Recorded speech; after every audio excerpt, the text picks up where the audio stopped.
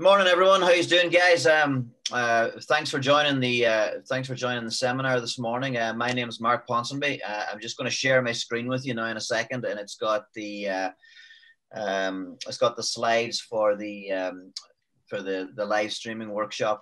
So we'll go through those bit by bit. I intend to take a short break in an hour's time, guys, just for probably probably 5 to 10 minutes, just to give you a little bit of a break for a few minutes. So probably around 12 o'clock for a few minutes. But we'll keep an eye and see how that's going. So, okay. So welcome, everyone. I'm going to share my screen with you here now and just put the slides up. So.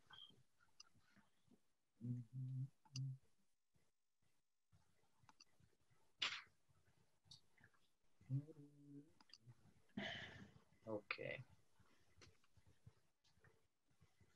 Can everyone see that okay? Yeah. Cool. So yeah, welcome to the live streaming workshop, folks, and using live streaming to create an income for musicians. If you have any questions along the way, certainly there's a small number of us, guys. You can shout them out as we go along. I've also allocated a little bit of time to kind of questions and answers at the end of the session also. So if you either save your questions for later, or by all means just jump in at any stage and call out any queries you have. So I've dropped my email in there as well. If anybody wants to get in contact or wants to follow up with any questions in the coming days, just feel free to email me at any stage, guys. I'm happy to respond to anything and help out any way I can. So, okay, using live streaming to create an income for musicians. Here we go.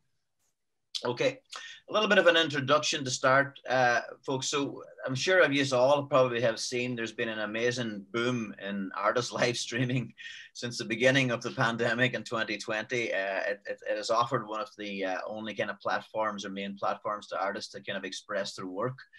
And you know, there is a great positive aspect to that. A lot of people think it can be negative of the pandemic, but we're talking about an income stream here that's generally kind of it's come out of nowhere and really been boosted by the pandemic as opposed to being affected by it in any way. The industries that have diversified into digital are the ones probably best likely to bounce back quickly after the coronavirus threat has passed. And this is it's important to kind of be aware that that our industry in music or if it's music you're in fully, it's an industry that has a lot of potential in live streaming, and you might see that as we go through the seminar. For example, if I look at streaming growth on its own, live streaming has grown 99% year on year between April 2019 and April 2020, but also there's been a 99% increase over the past 3 years. So it's almost doubled as we've been going along. A lot of that relates to gaming also, but we have seen a lot of music streamers certainly since about March taking on the live streaming platforms as well, and we'll talk through many of those as well, and also kind of the benefits of the different types of platforms. 82% of viewers find that live stream content is favorable to a brand's regular social posts. So, for example, if I'm a company and or a musician, and I'm doing just regular social posts about different parts of music and stuff, 82% of people tend to prefer a little bit of live stream content. It's real, it's in the moment, it's engaging, and it's you know, it may be a new thing for a lot of us in 2020, but it's certainly very exciting for the viewers also. And with 5G coming around the corner, we can expect bandwidth speeds to be by 10 times faster. So whatever the negative effects of 5G, certainly in terms of your delivery of your content and your live streaming, it's going to be 10 times faster than it currently is at the moment. And hopefully all the different areas that hopefully we can get 5G into the different areas to enable that. I find myself from live streaming that bandwidth issues can be one of the main kind of problems that you can encounter. And a surprising little fun fact, I had no idea this at all, but until I started looking into this a little bit more, but the Middle East and Africa have the most live streamers in the world. So almost 30% of the live streaming happens from those territories alone. Okay. So just a quick little graph here. The few platforms, and a lot of this relates to Twitch gaming and YouTube gaming, but also the numbers that we're looking at in the screen at the moment also contain or also include all the music streaming numbers.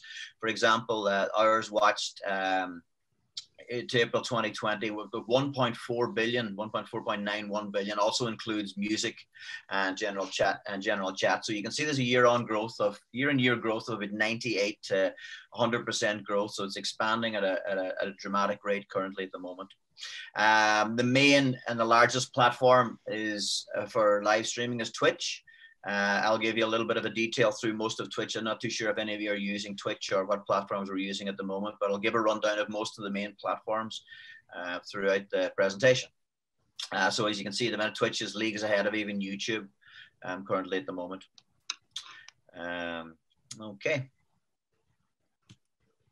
Okay, what does this mean for musicians in 2020 that we've now been kind of put off the road? We haven't been able to tour. We haven't been able to get our music in front of people in the same way as we're normally accustomed to and we're used to.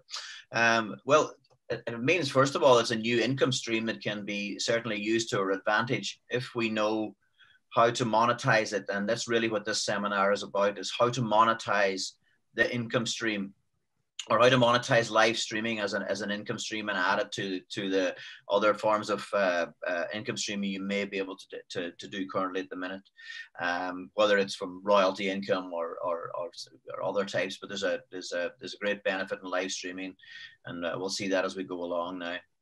You don't need a lot of tech or a lot of know-how to get started. Basically, if I take it to its basic level, you can start this with basically just an iPhone or a camera phone, and that gets you started. Now, as you progress through it, you may want to expand your equipment and invest in other equipment. But really, to get started, anyone with a phone can get started on live streaming.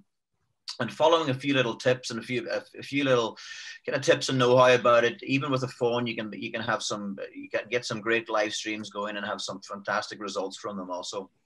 You can do it from home, so find a space in home that's comfortable, that looks well on camera, that has a nice lighting. For example, the room I'm in at the moment is just probably not the best at this particular time for the light, but I mean, I try to if I'm doing any kind of Zooms or anything, I try to find a room that has a bit more light in it.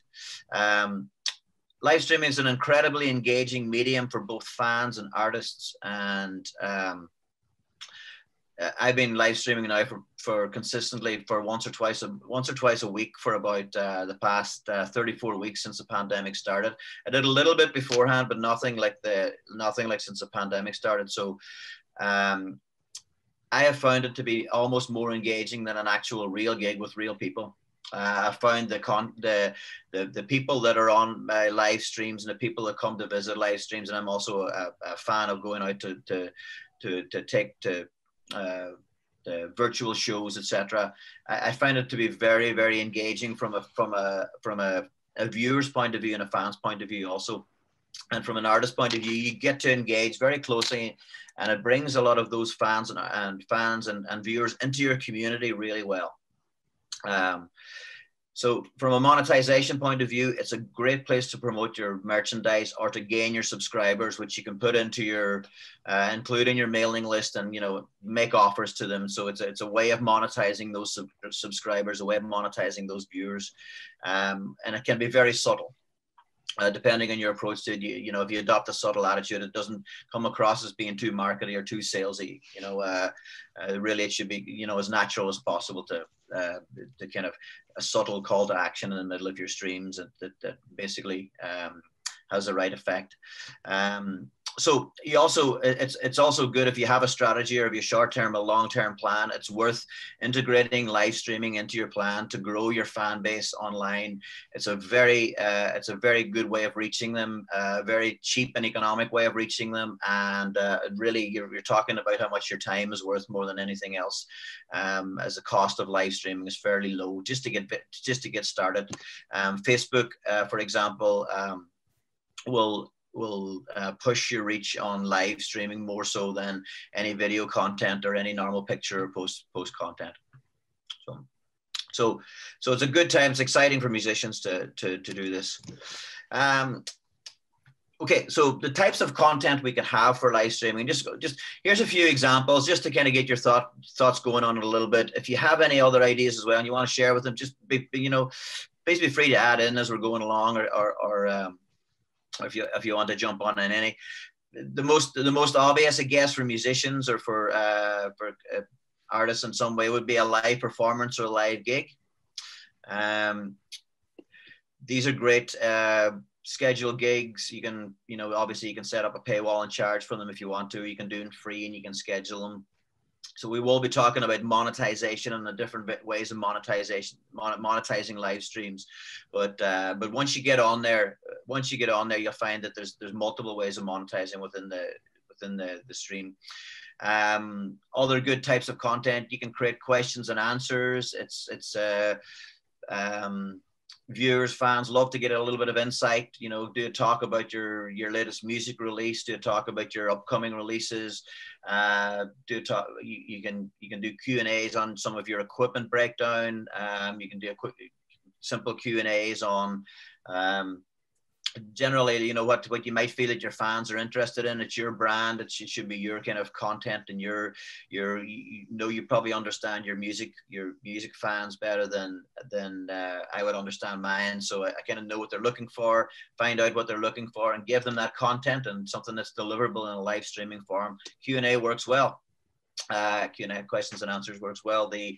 On to the next one. Private Zoom gigs are basically in this kind of format we're looking at the minute with the seminar format or workshop format. A live gig runs the same with just a host. You can create a paywall so that they can pay to get in. So you're essentially monetizing a ticket price on the way into the gig. Be conscious with Zoom, it has a 40-minute free service, and if you want to do a gig that's longer than 40 minutes, just to make sure that you kind of subscribe to Zoom and that you're allowed to broadcast for longer than 40 minutes. You can run podcasts through live streams. You can interview, for example, you can interview maybe your some local artists yourself, bring some, maybe share a lot or do a collaboration and bring a local artist in. They can do it on site from their own place, and with certain live streaming software, it enables you to similar to Zoom, to run an interview with two people on the screen. And you can conduct that interview over some of the software. Zoom is an example of how you could do the software. I'm going to I'll look into some of the other ones as we're going through this seminar, and give an explanation as to how they work also. Coming up with regular content on a weekly basis. Sorry? Question mark. How many on Zoom? How many can you take on at any one time? I've been on Zoom conferences with up to 500 people. So I guess maybe, I'm not saying there's an upper limit on it, but I think you can have 40, Mark, without paying. 40 without paying, okay, yeah. And on the paid tier, obviously, maybe there's no limit on it. So I mean, as I say, I've been on Zoom calls with about 500 in attendance in seminars. So it gives you an idea of the scope of the size. You can do something on them. Now, it may be hard to see all those little faces in a gig, but it's something, it's okay. So when creating different types of content, it's a good idea maybe to just switch it up a little bit. For example, I've just thrown down a few examples there. You could do a jukebox night where you can do special requests. I've seen some artists very successful in this, where they charge, they put up a list of a few, maybe 50 or 100 songs, and they say, you can pick and choose your song, pay €1 per song, or €5 for 3 songs, or €2 per song, €5 for 3, and get special requests in there. People just drop a tip in their link into the PayPal, and it can be quite a successful way of monetizing a stream, like a jukebox theme stream, for example. All our ideas work really. 1980s themes, 1990s themes. If you're into, you could pick an artist spotlight, like doing maybe all Bob Dylan songs, or all Bruce Springsteen songs, or all Fleetwood Mac. So you can do a little bit of that. Be careful with certain copyright, but I mean, we'll talk about the copyright elements in a minute of how to get past some of those. And then, of course, guest slots as well. As restrictions in the pandemic opens a little bit, I mean, I had some great success with inviting some guests onto my live streams over the past few months. It brings a little bit of variety. It's nice for your viewer to have someone else, and it also spotlights a new artist, and you can give them a little bit of a foot out or a leg up into your streaming, and share your audience a little bit, and it's interesting for the viewer to have a little bit of not just yourself on there all the time. So those are a few ideas. You can have educational content. It could be, for example, maybe you teach some music, or perhaps you maybe teach a little bit of songwriting. It could be about what kind of equipment you use on the studio. It could be what kind of musical equipment you're using for your recording, for how you do your writing. Really take your viewers and your fans and give them a little bit of an inside view as to maybe some of your processes, so that also works as good content, and you can schedule those at, just different from a gig. And as I say, also special interest, ask your audience what they like to see from you. I've seen some great live streamers, even musicians doing their Sunday morning cooking, when they're cooking soup, 10 or 15 minutes standing over in their kitchen, and what they're doing, putting into their soup. So even things like special interest, like cooking, like gardening, anything you're interested in from a musician, you don't know, your culture and your community might be interested in the same thing. Could be guitars. I'm a huge guitar. I could sit down and do a special interest and do a Zoom call or a live stream talking about guitars only, and that type of thing. So, I mean, it's really about what you can come up with to present in a format that works online. And these are all just some examples for you. Okay. Once you've decided what type of content or the regular kind of content you want to prepare and to produce, you need to look at and decide what streaming platform you want to choose. Now, so I've listed some of the main ones here. Now, there are multiple ones this year, and a lot more have come out since in 2020. But these are some of the main ones, and we'll go through I'll talk through some of the main kind of advantages and disadvantages of using some of these. The most obvious ones and the easiest access for all of us: YouTube, Facebook Live, and Instagram Live. Very easy to get started, really just a push of a button on your phone gets you started in almost any of those. YouTube has certain restrictions around using your desk, using your phone, for example, for live streaming. You need a certain amount of subscribers before you can actually do that. But I mean, it works on your desktop or on your laptop with any number of subscribers, so you can also get started on YouTube. Twitch is owned by Amazon Video and is the most popular, as I mentioned already, the most popular live streaming platform in the planet at the moment. And we'll talk about the different monetization settings that they have on their platform, similar to YouTube, but just a little bit more in depth on Twitch. It's quite a great platform for streamers. Periscope is owned by Twitter and was one of the kind of the early live streaming platforms. So anybody that's used Periscope initially at the beginning will get similar to Facebook Live, where it broadcasts onto Twitter and makes an announcement on your Twitter feed. So you can share it throughout that. There's a way of kind of sharing it. Stage It is a paid subscription model. For example, you can, virtual live concerts, etc., where you can set up a ticketed system for payment to access into the gigs. And we'll talk a little bit about Stage It also. Maestro, similar to Stage It, but it can work also on a subscription basis for your fans. Okay, so those are the main streaming platforms that we'll be taking a look at and talking about today. Okay, so YouTube Live, as I've mentioned, has certain restrictions. You do need 1,000 subscribers in order to go live from your phone. So building up your YouTube channel, regular content, in order to get to the stage where you can monetize your YouTube channel, you must have 10,000 hours watched in the previous 12 months, and you must have those 1,000 subscribers. If you can do that, you can also monetize your YouTube channel so that you can also earn an income off that. And if you're doing live streams on YouTube, it will mean that your watch time, your viewers numbers will all be a lot higher, and you have a greater chance of monetization on that channel and earning more money from it. Facebook Live, my preferred one currently at the moment. Hopefully it still holds out with all the copyright issues and stuff coming to it. It's very easy to use. It's got great reach, plugged into your socials so that you can share it. You can do a lot of pre and post promotion of your stream on Facebook, as you can with YouTube also. But Facebook being on the same platform, there's a lot of tools there that you can really increase your viewer numbers, increase your reach, etc. on Facebook. Instagram Live, it's okay. Unfortunately, I don't think Instagram Live is up to the same standard as YouTube or Facebook or some of the paid platforms at the moment. You're restricted to only using your phone, which means that you can't use certain overlays. Your audio is not, you can't perfect your audio. You can buy USB microphones or condenser microphones and try and work on it. But in terms of combining your audio and your video and to give it a bit of a show experience for your audience, it's difficult to do that on Instagram just yet. They haven't quite reached the same level. Also, they're restricted to 60 minutes. So if you're on for 60 minutes, you have to quit your stream after 60 minutes and start again.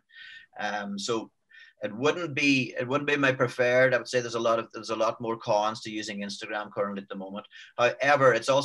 However, if you have experience with Instagram Live and you want to share it on the seminar, by all means. I've tried it a few times. It doesn't really work as well for me.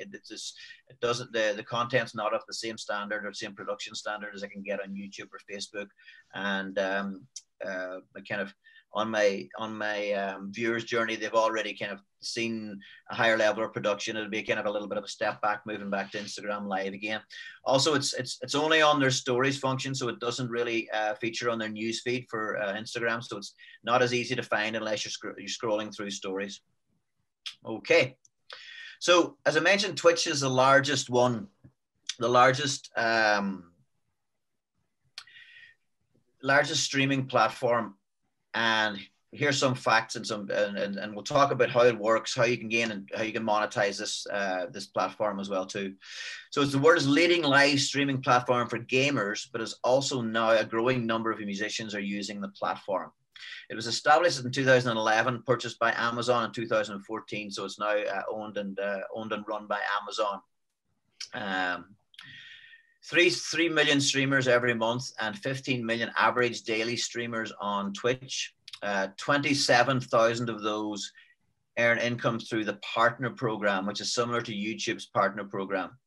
Okay, so in order to qualify for the partner program in Twitch, you also have to meet certain criteria similar to YouTube criteria of the 10,000 hours and also the 1,000 subscribers. For example, with Twitch, you need to be able to on average you need to have about 500 viewers on your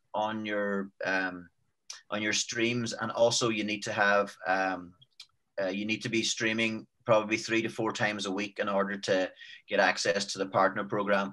Once you're in the partner program, it has some great benefits. For example, for every subscriber that hits on your channel and pays a subscription for your channel, Twitch will split that.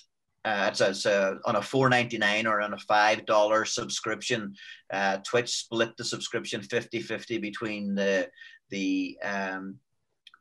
streamer and themselves. So you can imagine if you can build up your subscribers, you can make a considerable amount of income from subscription, some shared subscription on Twitch, for example.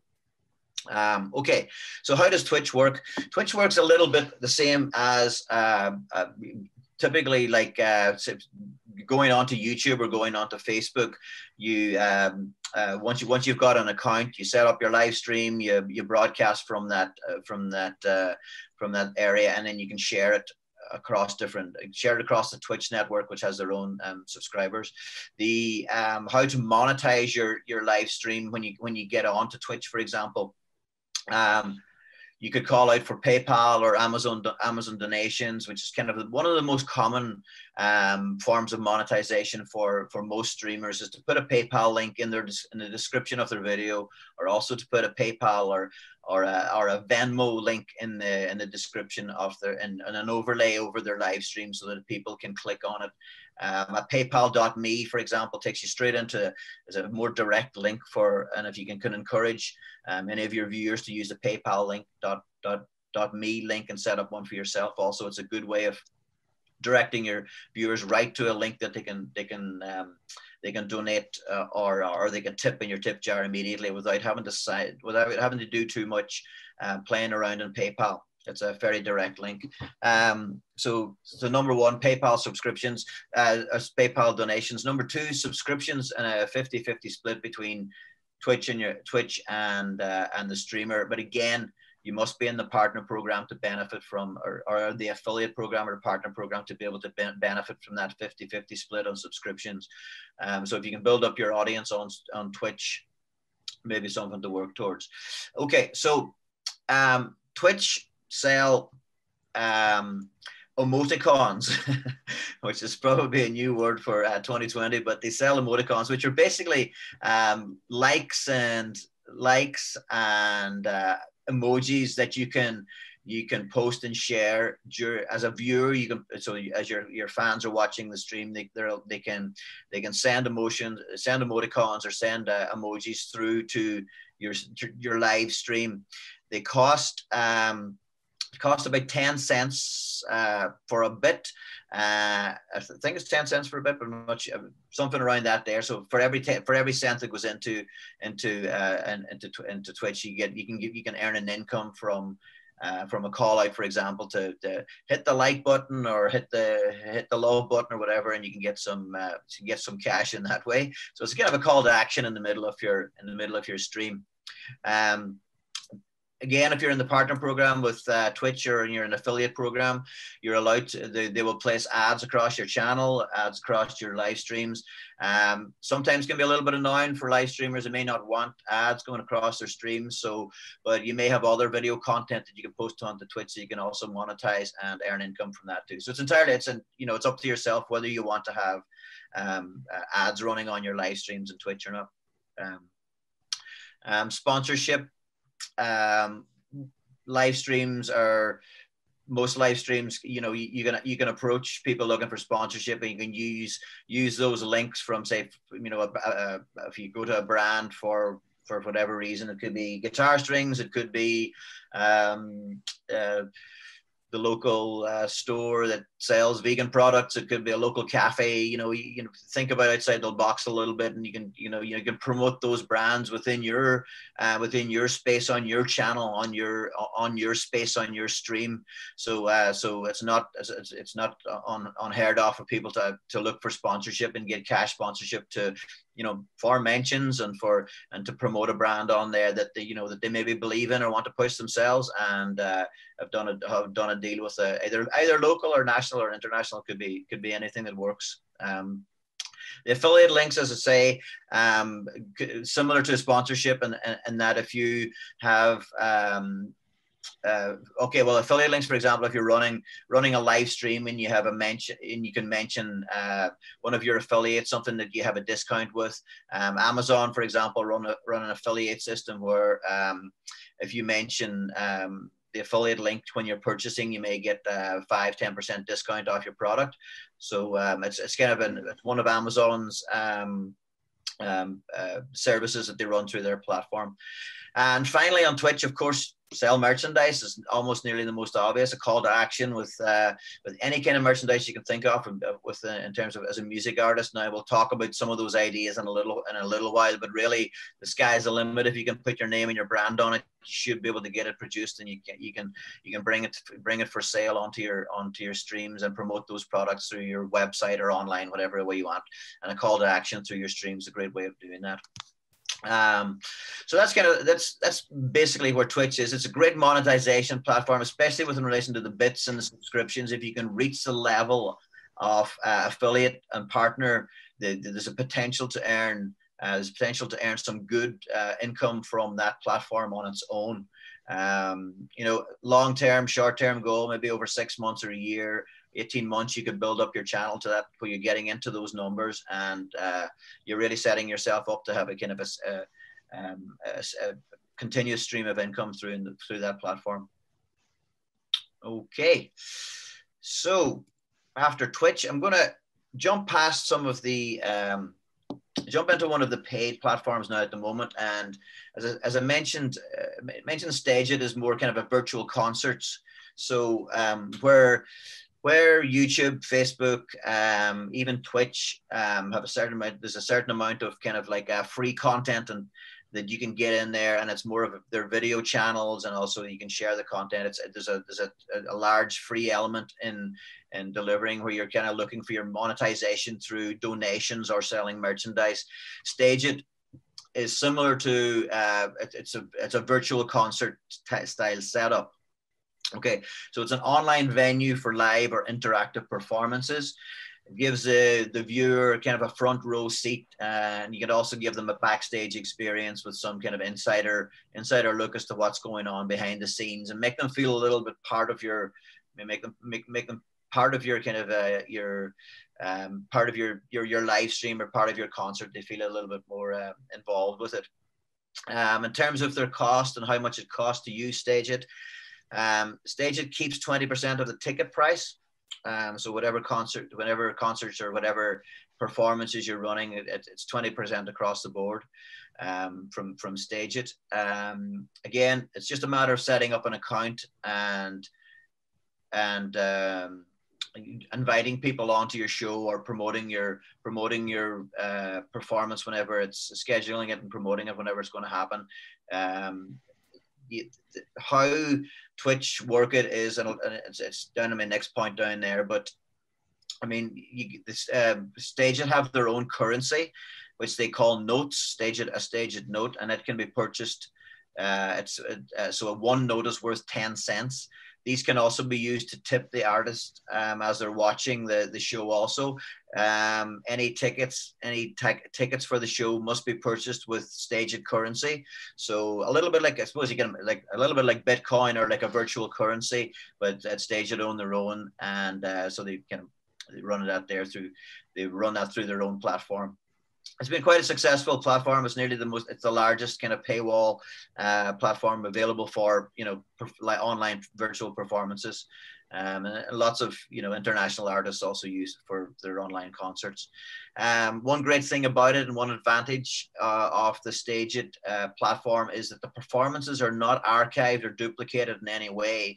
So it's a once-off experience. The viewer really, you know, unless they're recording it on their phone, like, you know, it's a once-off experience. It can't be recreated again. So it's like going to a concert.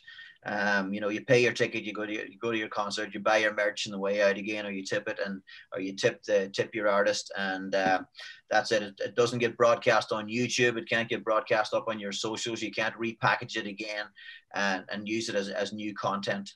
So it does have that exclusivity about it. So great for once-off performances or even regular performances where you want to charge a ticket price and not just give free content and rely on donations or merchandise. At the moment, the performances are limited to 30 minutes on StageIt, but after that, you can add an encore set for 20 minutes at the end of your performance if you so wish to. So add up to 20 minutes. So altogether, you got 50 minutes on a StageIt performance, which is maybe enough for most people and maybe a little bit limiting. So, but it's just good to know where their limits are in relation to how long you can broadcast for. Very, again, incredibly interactive with the tipping facility of, you know, when a viewer purchases the StageIt currency. Okay, probably too early for a break, guys, so I'm just going to carry on and keep on past that one. Okay, so the equipment for live streaming now. So I mentioned earlier on in equipment for live streaming that really what we only need to start off is a smartphone to get started. You can certainly invest a lot of money in live streaming equipment, but if you have a phone, and most people do these days, It's just a matter of setting your phone up in a room, in a situation, pressing the go button, and getting started on live streaming. So an iPhone or an Android, something with good quality, clean your lens, and away you go. It's simple as that there. Getting into a little bit more advanced, if you want to start looking at DSLR cameras, Sony probably recommended over Canon, and Nikon. Nikon and Canon require a little bit of extra technology to sync up the live stream. So if you're using a Mac, for example, you may need to use a capture card to run the DSLR camera, as the HDMI input and outputs of the cameras are quite restrictive, and they often don't give you the same quality as, or the USB doesn't give you the same quality as a HDMI. So a capture card will increase your overall streaming quality. A DSLR camera can function as a webcam. You can also purchase a webcam. Here at the moment on the Zoom, for example, I'm just using the webcam on my laptop, which is probably, again, sufficient to get started, but not great quality. I tend to think that a phone is a lot better quality. If you're live streaming to an audience and your quality is not good, the drop-off rate is very high and very fast. So you want to really keep them engaged. You want to bring them into a world where you feel that the production is of a certain standard. So lighting, for example, which is one of the other points down there, can help a lot with that there. You can stream through your laptop, or you can connect a phone to your laptop and you can stream through that as well. And we'll talk about the software that enables us to do that coming up now in a second also. Other types of equipment that are very beneficial is an audio interface. At the moment, with an iPhone or with an Android, you're really working off the phone's microphone. Currently at the moment on my laptop, for example, I'm just working off the built-in audio on the laptop. If you want your audio to be a little bit more professional, if you want to raise your production on your audio, an audio interface like you would use in a studio, or a small breakout, a little Sapphire, or even like a little cheap Behringer one, where you have certain inputs where you can plug in a mic, you can plug in a guitar, plug in a keyboard, and connect those to your computer. For streaming, it'll give you an all-over better audio source. Yeah, you may be wanting to use loop stations, backing tracks, etc., and an audio interface will also give you more kind of flexibility with sound, and we'll be able to mix your sound better for the live stream, so it goes out to the people and they're hearing a much higher quality audio than just a phone, than just a mic off your phone. It's not necessary. It's again, when I started live streaming also, and most people just start with their phone and just a microphone. As you go along, you may be able to, little additions to your phone. You could purchase a condenser microphone, a USB condenser microphone that attaches to your phone. Might give you better audio to start with if it's not an audio interface you're looking for, and again, it'll just connect to your phone and give you much cleaner audio. But an audio interface is recommended to go beyond just a kind of simple kind of lapel mic on a phone, or something simple that connects like a USB. Lighting is incredibly important when it comes to live streams. Pay particular attention to backlighting, for example, if you're sitting with windows behind you. Natural light is very, very, very, is probably the best type of light, depending on what time of the day you're doing it. Currently at the minute, we're going into winter. It's difficult if you're live streaming in the evening, to get lighting without, to get natural lighting coming through windows, for example. So if you're sitting on the opposite side of a window, it'll give you the most natural light, and it'll look well in your stream. All of the natural light coming through a window. Box lighting is quite cheap nowadays, and if you check on Amazon or check on any of the kind of those online sites, you can pick up some relatively cheap box lighting or studio style photography lighting from anything from €30 up to even 30, 40, 50 up to like €100. You should get is well above the budget of what you need to light a room or to light yourself for a live stream. As I say, you don't need to go mad on it, just a little bit of extra lighting. Use what you have, or use the natural daylight unless you're doing it at nighttime. And again, just pay particular attention to backlight, as your camera will will have difficulty focusing on you as a subject if there's a light coming in from behind you. Other technology can be implemented into live streaming, green screen technology. So it kind of has to work with some of the software in the laptop,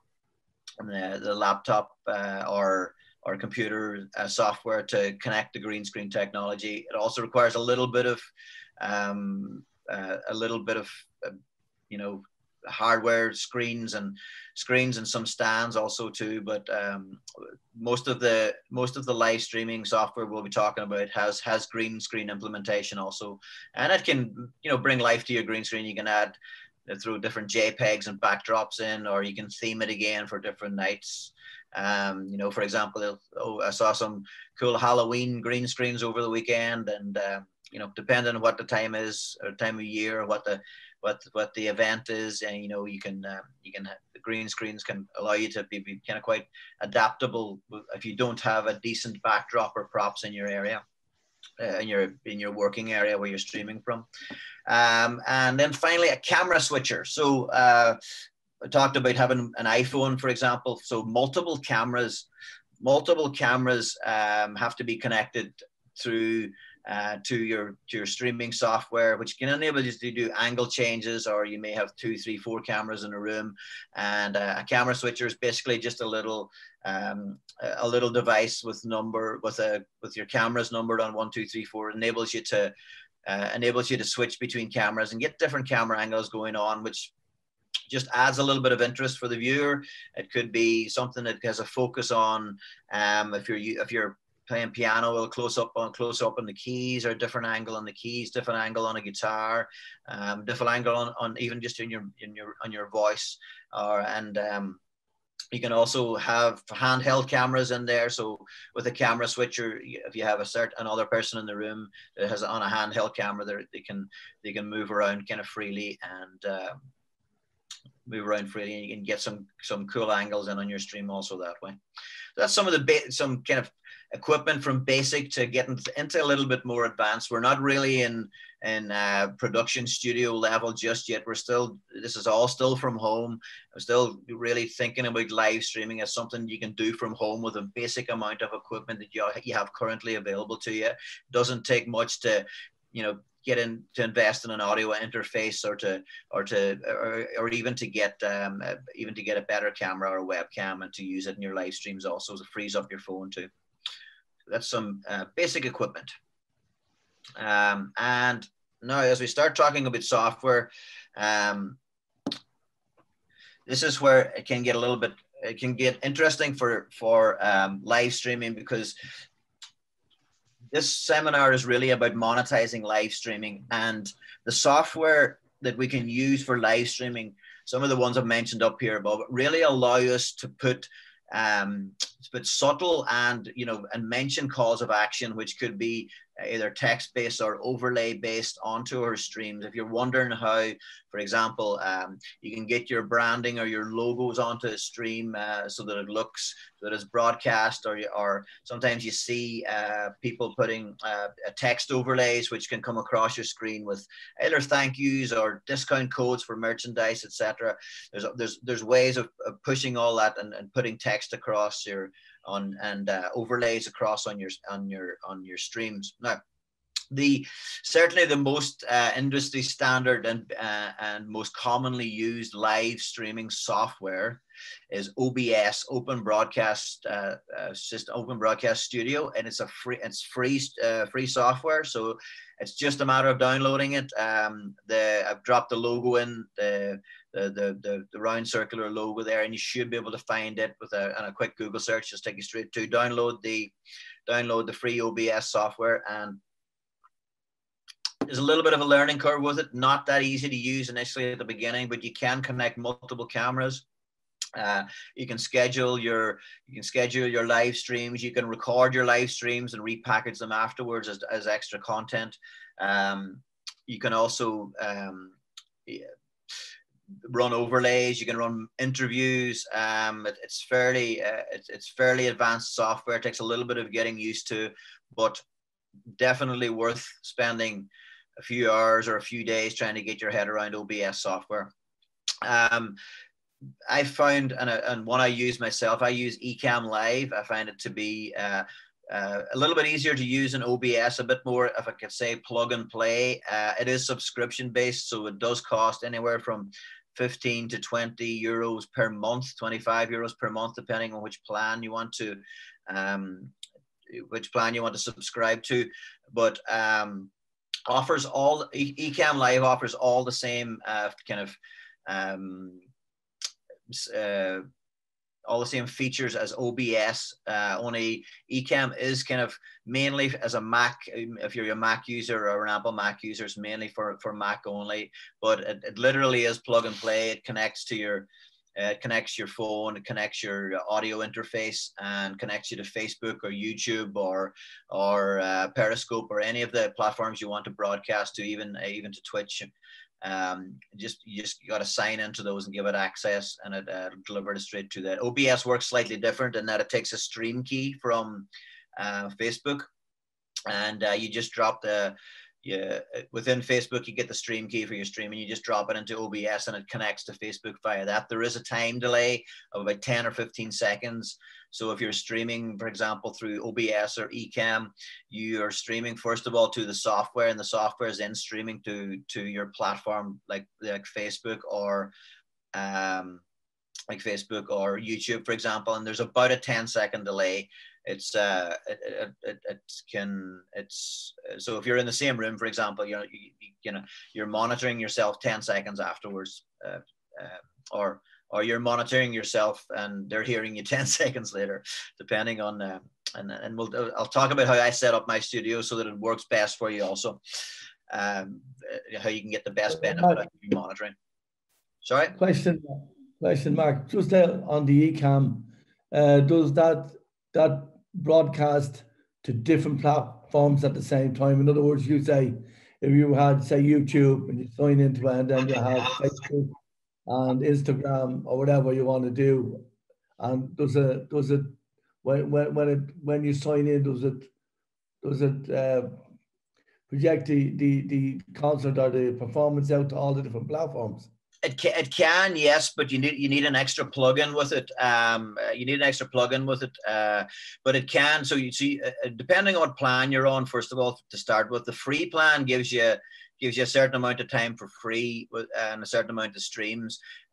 When you go into the paid plans, you can broadcast across to, say, for example, Facebook and YouTube at the same time, or even Facebook, YouTube, Twitch, and etc. at the same time. But you need an extra plugin, or you need an extra service on top of that for Ecamm, and that's Restream. Now, Restream will do that all on its own. So that kind of naturally takes me on to the next one. So you would have to have a subscription for Ecamm and Restream to enable it to broadcast across to all the platforms at the same time. A little bit of a disadvantage, a little bit costly for Ecamm. I really love the simplicity of Ecamm, which is why I like using it. It really, there's zero sync issues, and it's kind of plug and play. I don't need to think too much about my setup. I can, with OBS, there's a little bit of, if I use the word, footering around to try and get it right. There's a little bit of fixing the audio, etc. Ecamm does it really well. Restream as an option will let you probably restream to multiple platforms at the same time. It's kind of their main strength. So you possibly look into Restream if you're looking to broadcast to multiple platforms. Ecamm can certainly do it, but you may need to buy a Restream package on top of Ecamm in order to do that. Cheers. Yep.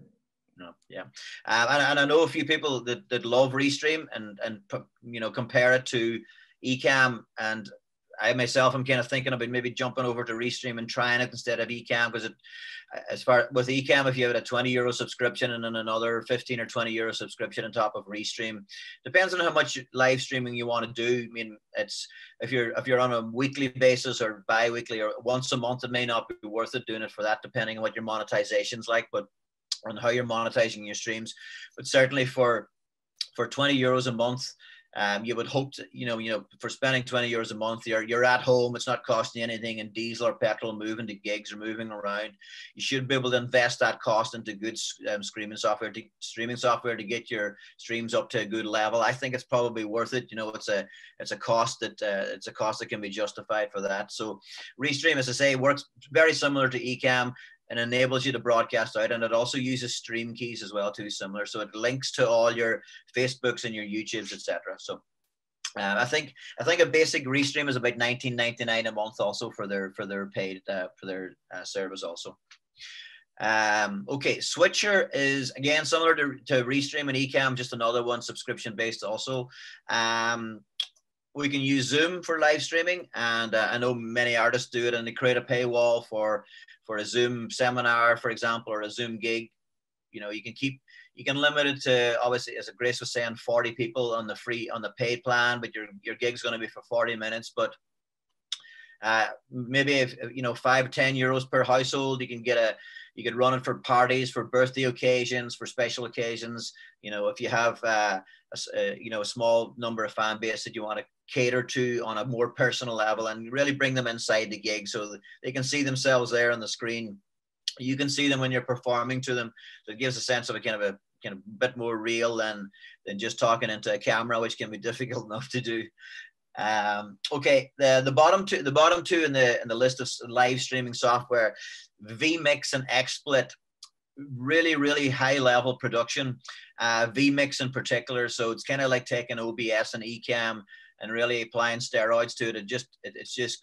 It's almost like you're moving into TV production, or just a much higher level of audio, higher level of video, much more facilities and settings and features in relation to combining cameras and overlays, etc. So really quite an advanced, a little bit more expensive also.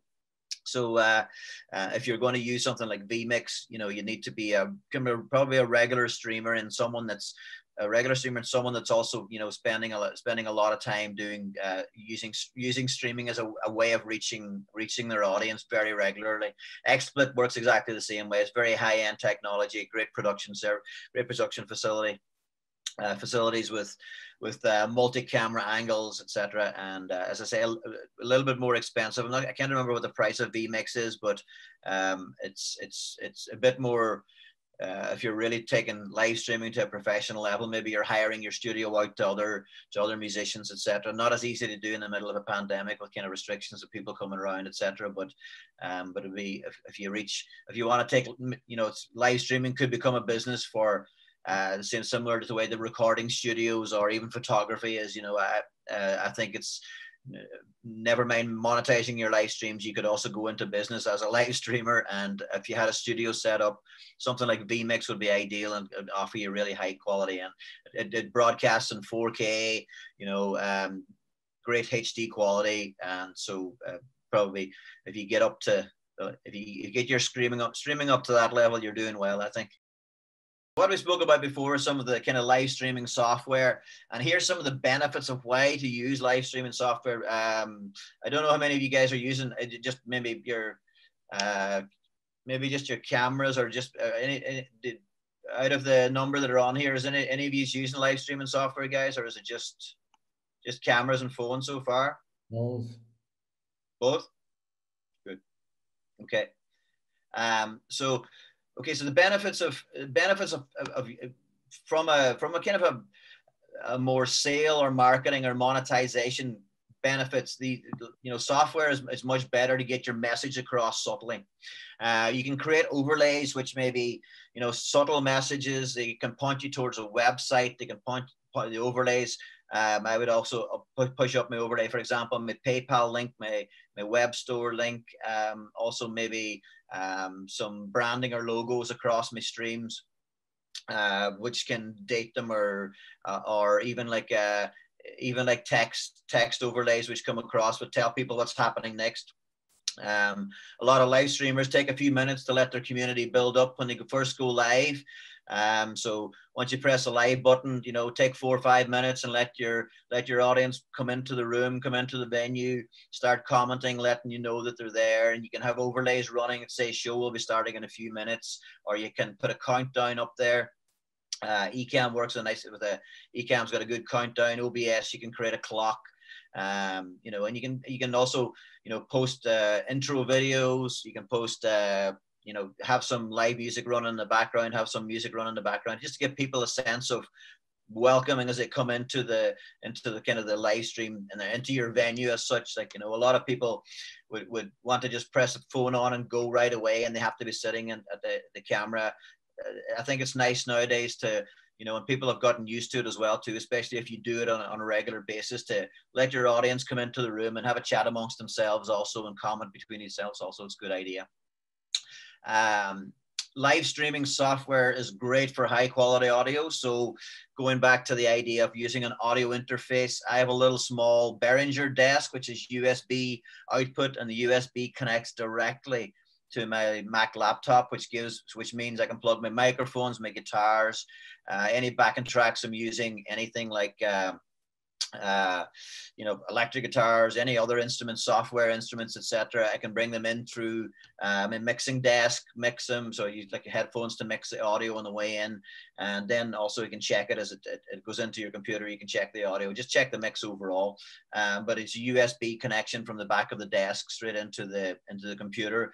I also run a monitor out of the desk, which means I can either use any of your monitors in the room with me, or just a standard floor monitor, so you can hear what's coming back to you.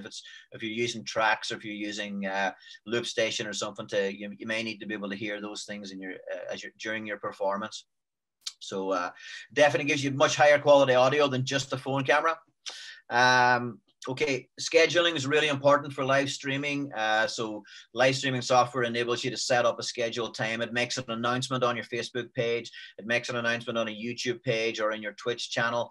So through the live streaming software, for example, on Ecamm, I can schedule a gig now for this evening, for example, and it'll post it on my Facebook page now with a kind of a countdown timer running that the gig will be live at 8 p.m., for example, or 7 p.m. So, and scheduling is really good for just letting people know where that link, where that URL is going to be whenever they arrive, or they don't have to look for it. They don't have to look for your page. They also get a notification on if they're subscribed to you, or if they're following you on Facebook, they'll get a notification when you go live or when you post a kind of a schedule, also a schedule update. You can use green screen technology with the live streaming software, as I've kind of already mentioned, and it makes it interesting if you're not in a room that you can decorate in a particular way, or if you haven't got kind of natural props that are available to you. Green screen, not expensive these days. You can buy them with those light box ideas on Amazon, again, like a photography pack with a small green screen will get you set up for fairly cheap, and they're not too expensive to get started.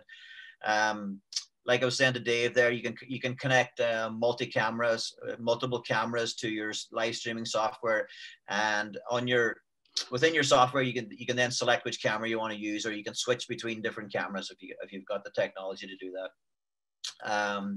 Giving you that multi-camera angle just brings you a little bit closer, makes your streams a little bit more professional and interesting. Promote calls to action throughout your streams, on the overlays, or as I say, like by adding your website link.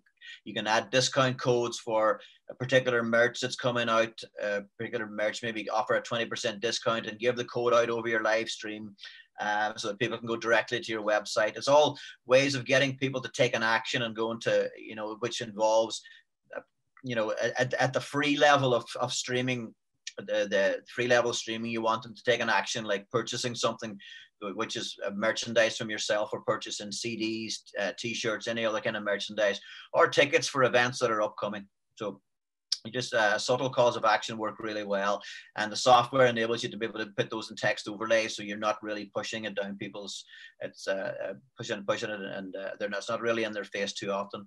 And also, great advantage of live streaming is to be able to broadcast and repackage that content. So once you do your broadcast, you can then download your broadcast. You can divide it into chunks. You can issue songs again, and so repurpose that content. Like if there's a particular song that was recorded really well, that got good reception on your live stream, or if you just want to give somebody a 3-minute section out of your live stream, maybe your live streams for half an hour, 2 hours.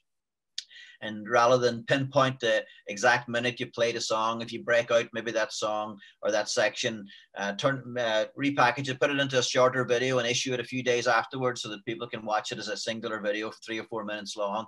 So it also gives you kind of recordings, some live recordings that you can then use for different uses. Be careful with using overlays, as your live recordings will have the overlays on them. If you've got something that's branded with YouTube, for example, and you want to use that content again and post it on Facebook or Twitch, so maybe some allowances, you may not be able to market that piece of content in the same way as you would if it didn't have a YouTube logo on it or a Facebook logo. So think a little bit ahead if you want to repackage some of your content as to what overlays you're going to use and when you're going to use them.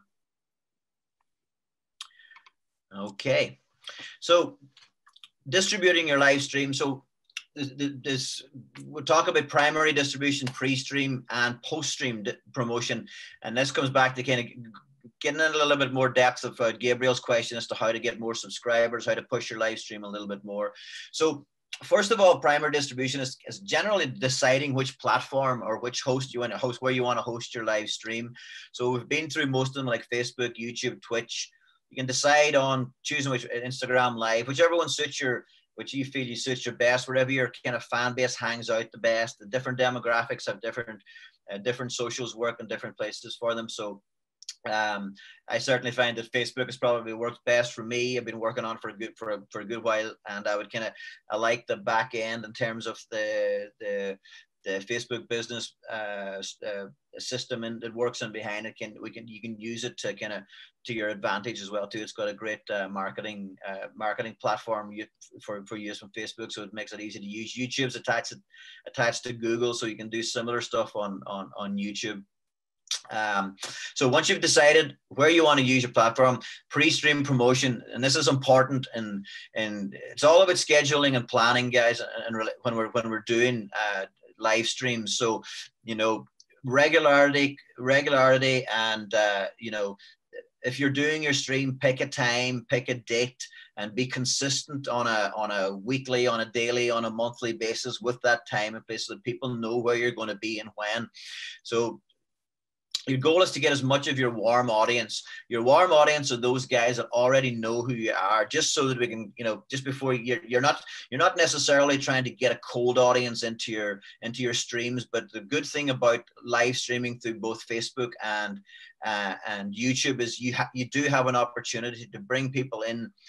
Bring people into your gigs that may not have heard of you before, and give you you can give a real insight of what you're all about what your music's all about, and what your message is in your music, and how you're and preparing that.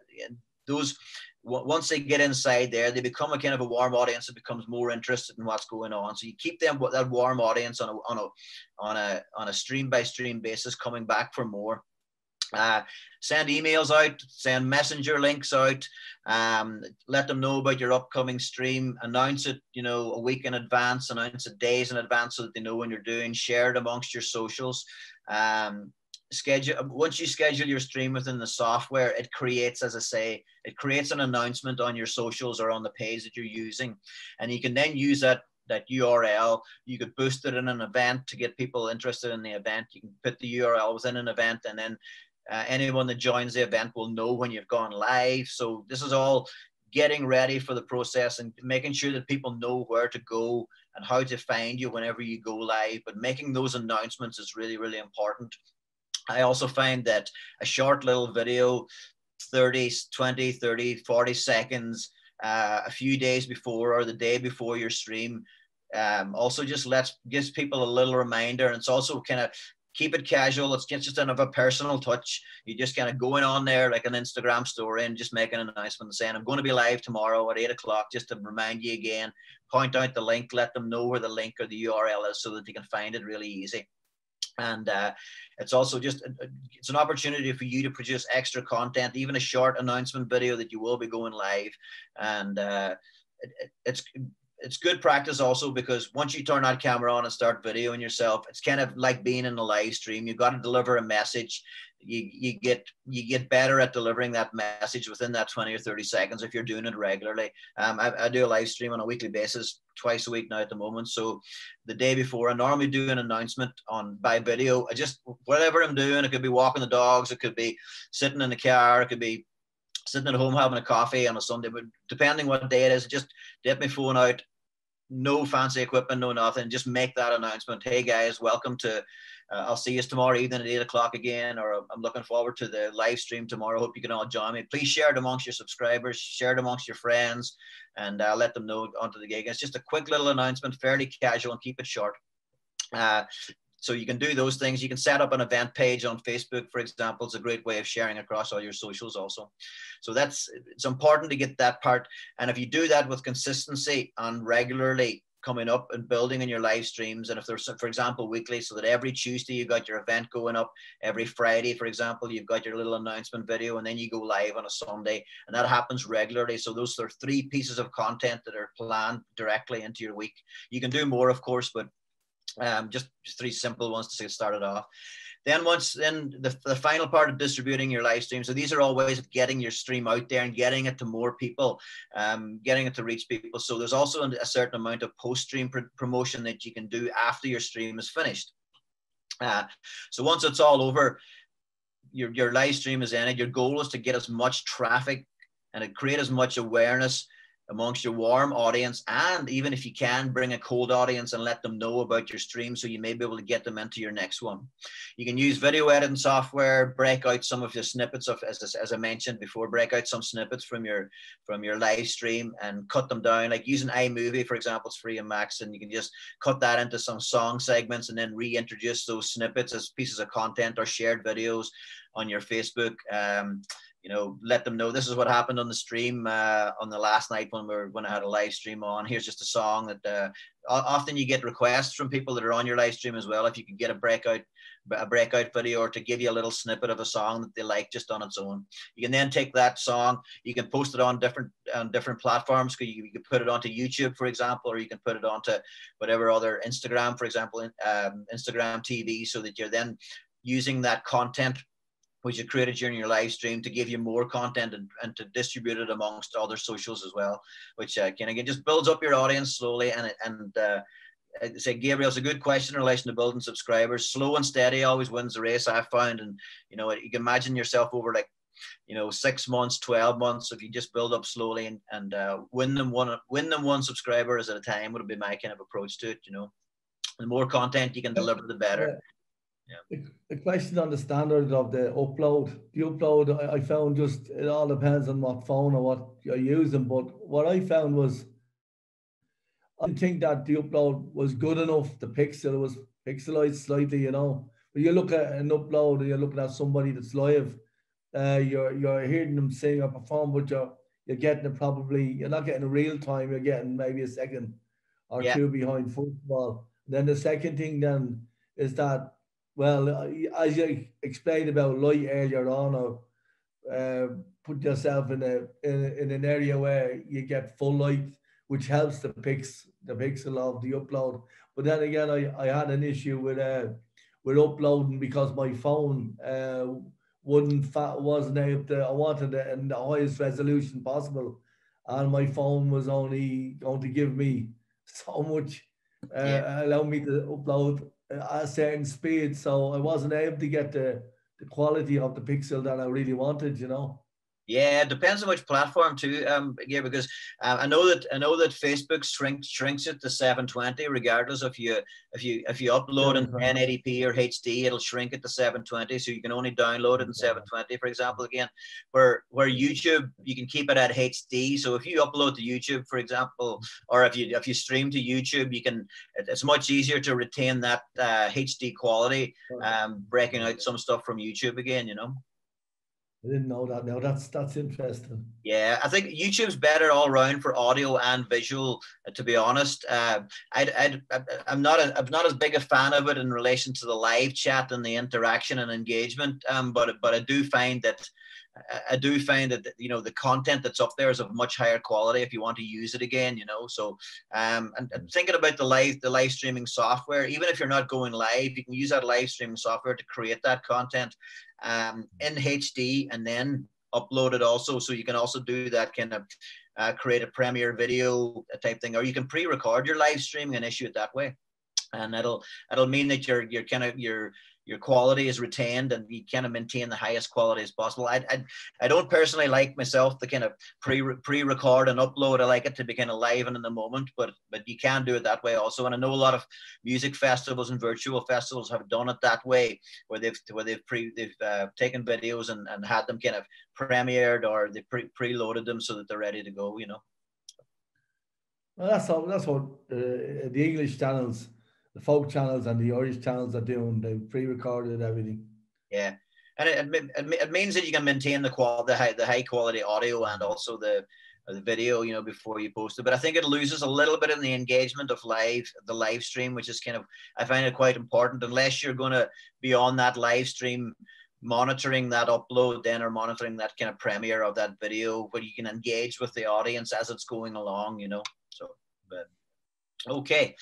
So a little bit on pre-stream production. We've probably got covered most of this at this stage, but I mean, create a Facebook, and guys, also I'll be, you know, you'll get all these slides afterwards, so they'll be available to you, so you can kind of run over any of the notes also, and come back to me on any questions too. So create a Facebook, make an announcement, share the URL or link, kind of what we mentioned already, and then watch the live stream. Make the short video announcement. And send an email to your subscribers, letting them know when and where the live stream is taking place. Sounds strange to say when and where in this day and age, but in 2020, when and where means really which URL we're broadcasting from, or which platform you're broadcasting from. Okay, down to monetizing live streams. We've already mentioned kind of like, you know, how Twitch does it, how we can do it through YouTube. The most glaringly obvious one for everyone, and works for most musicians, is a PayPal link, or it's quite popular in the US. They use Venmo also.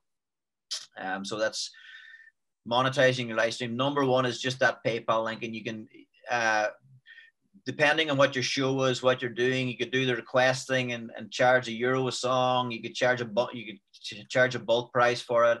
It works really, really well if you theme a night like a jukebox night or something like that there. Definitely, I've seen it before, and I've had great success with it also. So I mean, it's definitely worth doing. You can't do it all the time, but you know, request for a song, and €1 or €2 often doesn't hit many people in the pocket too much. So and you be subscribed. If you've got a good number of viewers on there, you know, you can, you know, it can be a nice way to monetize a live stream. Create a paywall is another way of doing it. So Stage It obviously would be a way of creating a paywall where you're actually going for a virtual concert with tickets, and people have to pay to purchase the tickets. They then receive kind of like an enter code, or a code where they can go to get access to your live stream. Selling merchandise, t-shirts, CDs, anything you can put your name or your brand on. Nowadays they're selling face masks, they're selling coffee mugs, they're selling headbands, they're selling, you know, going into winter time, you could be selling hoodies, long sleeve tops. Anything you can put your brand and your name on is really, you know, I find that, you know, you can get merch made up anyway and on any kind of a manner these days. The more merch you have, the better your store's going to look online. If you're really thinking about this as an online business, I mean, look at the trading online vouchers with Donegal Leo as well too, and really, you know, maybe repackage your website into a good e-commerce site. Think about, you know, what you can do to really boost the online side of your business. And live streaming is a great way of doing it. And maybe engage with the Leo in relation to some trading online vouchers and get you set up with some kind of get your merch stack and your kind of your marketing stack in place in relation to your website and your e-commerce, etc. So whatever you can think of, I mean, you can get really cheap products made up with your names and your brand name and your logos on it nowadays. The markup on those is nearly always, you know, 50-75%, depending on what you're selling. So it's a good way of monetizing product. Also, you know, now I think people really want to they have certainly wanted to support musicians and support artists, and they really want to do that. And the best way of doing it is to purchase their merch. It doesn't have to be CDs. It doesn't have to be vinyl anymore. It can just be a t-shirt, and the t-shirts can sell for 20, 25, 30 euros, depending on what price you put on it. And they certainly don't cost anything like that to be produced either. It brings, selling t-shirts is also selling a walk-in advertisement for your own brand and logo also. So it's incredibly important. Coffee mugs. If you're trying to think about what to put on your t-shirts, for example, I found what really works well with me is, depending on what type of music you're doing, but people love a nice song lyric, or they love the title of a nice song lyric. Maybe you've got something inspirational in your music that you want to share. Maybe you've got some beautiful artwork from your CD or your vinyl that you want to put on a t-shirt. I mean, really this is your artistic creation. You can put one on, put what you want on your own branding, and sell it, and people will generally support. If they're a good fan of your music, they support it, and you'd be really surprised. If you ask people to support you in such a way, they will do that. You can also direct them through your live streams, for example, to become a Patreon member, or there's multiple ways that you're sending people into that funnel for monetization. You can also use a Kickstarter fund or a fund your album type thing, and use your live streams for promotions for it. So there's various ways. Sponsorships is one that works great, and I've seen it on a local level from people that are kind of locally streaming. And this is not necessarily kind of larger artists or anything. It's just kind of local people that would have been maybe playing around pubs and stuff that have gone to local businesses in Donegal or Derry and have managed to get themselves, a little bit of sponsorship for their live stream, where they maybe it's a product placement, maybe it's a shout out, maybe it's a call out, maybe they wear a t-shirt that belongs to the business, maybe they use that brand and promote it a little bit. And it's a way of if you have a couple of businesses there, you could also get sponsorship from them in relation to your streams. You can use overlays to stick it on your overlays, or you can just a product placement or mention it throughout the stream, or say that the stream is brought to you by Donegal Leo, for example, that type of thing. So sponsorships, it's worth looking into if you're definitely not to be. A drinks company, for example, would be a good one for a live stream. I think that any of the local drinks companies that want to promote their quality beer, or their quality their gins or anything. There's a lot of craft breweries and places around nowadays. They might want a little leg up or a foot up as well too. So it kind of helps. And you've got the numbers, you've got the analytics to prove what you're doing. So you can show them what kind of viewership you have, what kind of engagement you have, etc. So it's if you're looking for those, if you can put together a decent proposal for those people, it should and there should be mutual benefit for both of you. Okay, post-stream production, repackaging snippets, as I've already mentioned, is a great way. Share them across your socials or in your YouTube, and we've kind of talked about how to do that. I use iMovie to break down stuff and repackage the videos. Maybe someone that's good with video editing, or get good at it yourself, and it's another hat to your bow as well too. Going back into a little bit of kind of sponsorship, or not sponsorship, but kind of paid advertising when your stream is finished. If you're using Facebook, for example, as a live stream medium, you could boost your live stream, throw a few euros behind it for 4 or 5 days afterwards, and boost out your stream so it reaches more of your engaged audience.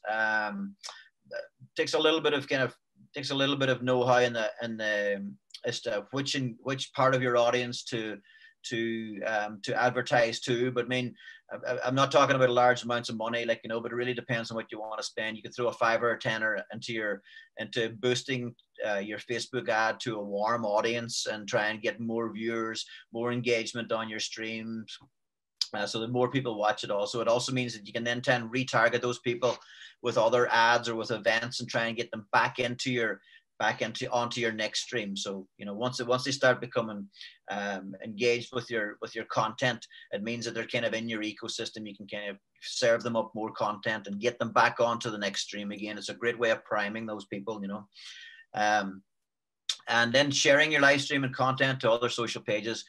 Instagram stories, Facebook stories and YouTube, etc. So that's all post-stream production. A couple of simple, really easy ones to do there. I find that boosting a live stream, if I really want to do it and I don't want to go to the effort of spending lots of hours sharing stuff around, that I might just throw a $5 or a $10 into a live stream boost, and it'll kind of cover me for, save me a lot of work for 2 or 3 days after the live stream, and it kind of boosts up the numbers on it. Okay, a few little tips and advice in relation to live streaming that I've found to be kind of, the kind of work and I've taken from other people doing it. Consistent with your time and scheduling, I think, is definitely the most important. Pick a date, and if you want to start a regular live stream, pick a date and stick to it, pick a time and stick to it, and make sure that your audience knows that you're going to be there at that time and that place on a weekly basis or on a daily basis, or whenever you want to schedule it. You could be live streaming on a daily basis for 15 or 20 minutes if you want to do it at 3 in the afternoon, at 6 in the evening, or you can pick a day per week and do it that way also. At the moment, most musicians are certainly out of work in most places, and what they do have is free time. And I really started getting into live streaming because I just kind of missed being able to perform and missed being able to play music. So it was something that it offered me a few hours on a weekly basis that I could engage with people and actually play music to a virtual audience. If they were still there, but and after a while it becomes they start to feel like they're a real audience as they start throwing comments and engaging with you. So it does take a little bit of work, but I find it very worth it in the end. In fact, I look forward to live streaming. Now it's one of the highlights of my week. Pay attention to your lighting, backlighting, windows. It's really important to make the room look good. You can bring in props, you can add in black backdrops, change your lighting around, experiment a little bit. You can also test your streams on Facebook, on YouTube, so that they only go out privately, so you know what they look like and sound like before they go to out onto live on any platform, so you can double check what it is you're sending out. And I would advise that as well too, rather than just deciding that you're going to go live for the first time and make a schedule for it. Definitely test everything in advance. Make sure everything's working. Make sure you like the way it looks and like the way it sounds. And it's kind of like sound check. Just put the time into the preparation, and it should flow a little bit easier when you get on there. Subtle calls to action work best for musicians. I don't think, if you don't want to be too salesy. Certainly in the artistic world, it doesn't coming across as being very salesy or very market based is going to show up, So I think just subtle calls to action, like slight overlays, point people towards your PayPal. If you're doing a stream, maybe 1 or 2 mentions. It doesn't need to be. You don't need to be pushing out your CDs or your merch after every song, for example. It only needs to be maybe once or twice throughout the stream. When you start streaming, think about it a little bit less like a gig and more like a kind of, they've entered your venue, and it's live streams, I think, are slightly different to like a regular gig. I would take 5 or 10 minutes, mostly 10 or 12 minutes, to have conversation with my viewers at the beginning before I've even played a note of music. Most of my streams, I give them a little bit of intro music. I'll come in and I'll scroll down through the comments and I'll welcome everybody by name. It might take me 5 or 10 minutes, 7 or 8 minutes, but I'll go down and I'll engage with them. I'll stop after every few songs and figure out what's happening in the comments, try and answer back and engage with them.